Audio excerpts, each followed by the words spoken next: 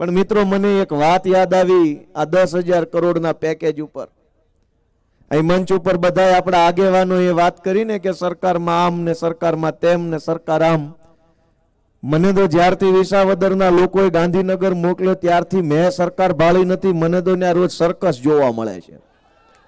એ circus છે, સરકાર છે નહીં। તમે કોની વાત કરો છો? સરકાર હોવી જોઈએ ને।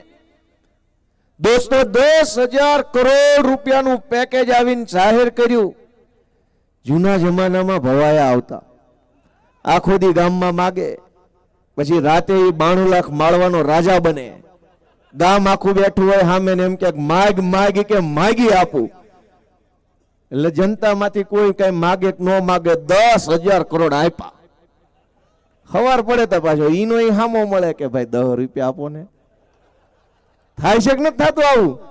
આ 92 લાખ માળવાના રાજા આવ્યા, 10,000 કરોડ આપીને ગયા છે। હાથમાં કાણી કોડી આવશે નહીં, પણ બધાય ખેડૂતોને લૂંટી લે। ખાતરમાં, દવામાં, બિયારણમાં, પાણીમાં, ટોલ ટેક્સમાં, આ ટેક્સમાં, તે ટેક્સમાં। દોસ્તો સરકાર એક દૂધણી ભેંસ છે, પણ કમનસીબી ગુજરાતના ખેડૂતોની એવી છે કે મોઢું આપણા ભાગમાં આવ્યું અને પછવાડું કંપનીના ભાગમાં આવ્યું।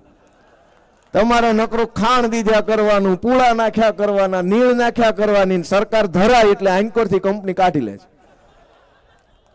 સાચું હોય તો આ પાડો ને ખોટું હોય ના પાડો। તમે જેટલી મહેનત મજૂરી કરો બધું જ સરકાર તમારી પાસેથી લઈ જાય, અને પછવાડું ભાજપના ગુંડાઓના હાથમાં, કંપનીના હાથમાં, ઉદ્યોગપતિના હાથમાં, બુટલેગરોના હાથમાં વાહિલો ભાગ આવ્યો, આપણા ભાગમાં આગલો ભાગ આવ્યો।